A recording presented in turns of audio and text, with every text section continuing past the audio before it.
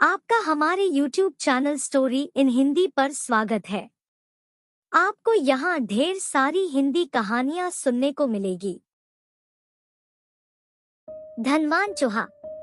धनवान व्यक्ति का आत्मविश्वास और तेज अलग ही झलकता है, जबकि निर्धन व्यक्ति दुर्बल और लाचारी से ग्रस्त होता है। इसी कहावत को बयां करती आज की हमारी यह कहानी धनवान चूहा। एक बार की बात है, एक जंगल में एक सन्यासी रहता था, जो घास फूस की एक कुटिया बनाकर रहता था। उसी जंगल के पास एक नगर भी थी, जहाँ से सन्यासी रोज भिक्षा मांग कर लाता और अपना जीवन निर्वाह किया करता था। भिक्षावृत्ति में सन्यासी को कभी ज्यादा अनाज तो कभी कम अनाज मिला करता था।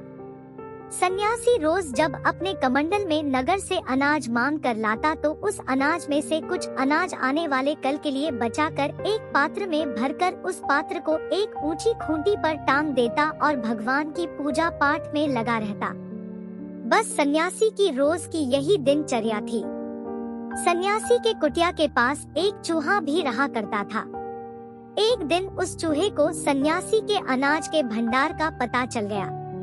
बस फिर क्या था, रोज वह चूहा सन्यासी से नजर बचाकर सन्यासी का अनाज खा जाता था। रोज रोज चूहे के अनाज खा जाने से सन्यासी परेशान हो गया था। चूहे को वहां से भगाने के लिए सन्यासी ने बहुत कोशिश की, लेकिन चूहा वहां से टस से मस ना हुआ। एक दिन सन्यासी चूहे को भगाने के लिए बाजार से एक लाठी खरीद कर ले आया।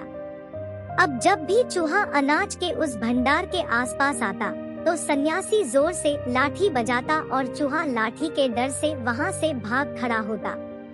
लेकिन पेट की आग चूहे को ज्यादा देर तक अनाज से दूर न रख पाती थी। अब जब सन्यासी रात को सो जाता तो चूहा चुपके से आकर सन्यासी का अनाज खा जाता था। चूहे के इस तरह अनाज खा जाने से सन्यासी फिर परेशान रहने लगा। एक दिन सन्यासी के यहाँ एक गुरुवर आए। रात को सन्यासी ने बड़े आदर भाव से गुरुवर को भोजन कराया और शेष बचा हुआ भोजन एक पात्र में भरकर खूंटी पर टांग दिया। अब सन्यासी गुरुवर के साथ बैठकर बातचीत करने लगा। बीच बीच में सन्यासी जमीन या दीवार पर लाठी खटखटा देता। सन्यासी को ऐसा करते देख गुरुवर को लगा कि सन्यासी उसकी बातों में रुचि नहीं ले रहा है। इस बात को गुरुवर ने अपना अपमान समझा और कुछ समय बाद ही गुरुवर ने मौन धारण कर लिया। गुरुवर के नाराज होने से सन्यासी को समझ में आ गया कि गुरुवर मुझसे नाराज है और सन्यासी गुरुवर से हाथ जोड़ते हुए बोला, गुरुवर आप चुप क्यों हो गए? आप अपनी बात जारी रखिए, मैं आपकी बात बड़े ध्यान से सुन रहा हूँ। गुरुवर मेरे इस तरह के व्यवहार को आप दिल पर ना ले, दरअसल मैं एक चूहे से बड़ा परेशान हूँ, इसलिए इस तरह लाठी बजाकर उसे भगाने का प्रयास करता रहता हूँ। मैंने जो बचा हुआ भोजन पात्र में भरकर ऊपर खूंटी पर टांगा है, वह चूहा वह सारा भोजन खा जाता है।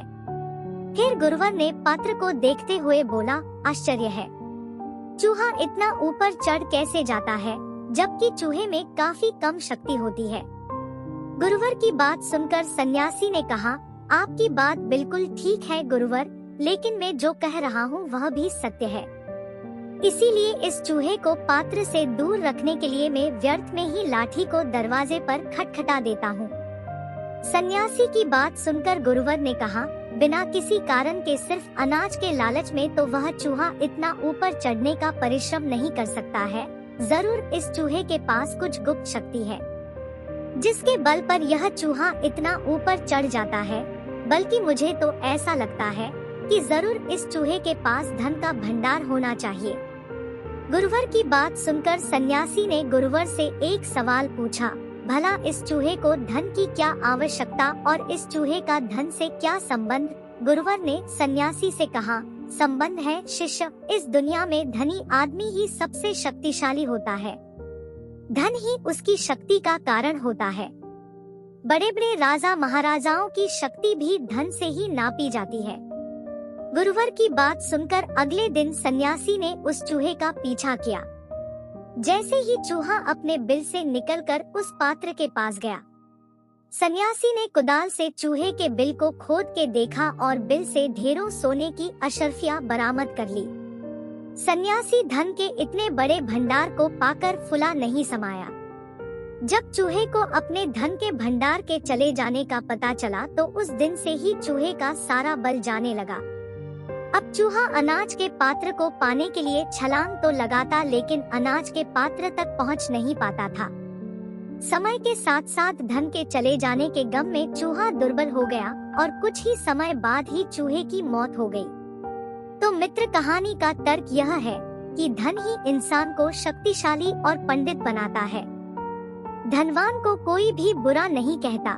धनवान व्यक्ति के हजारों मित्र होते हैं, लेकिन एक बार धन के चले जाने के बाद धनवान व्यक्ति की रातों की नींद भी उड़ जाती है और बहुत ही जल्द उसकी हालत भी उस चूहे जैसी ही हो जाती है। तो दोस्तों, आपको हमारी यह कहानी धनवान चूहा कैसी लगी, हमें कमेंट में जरूर लिखें। ऐसी मजेदार कहानी सुनने के लिए हमारे चैनल को सब्सक्राइब करें और बेल आइकन को जरूर दबाएं। धन्यवाद।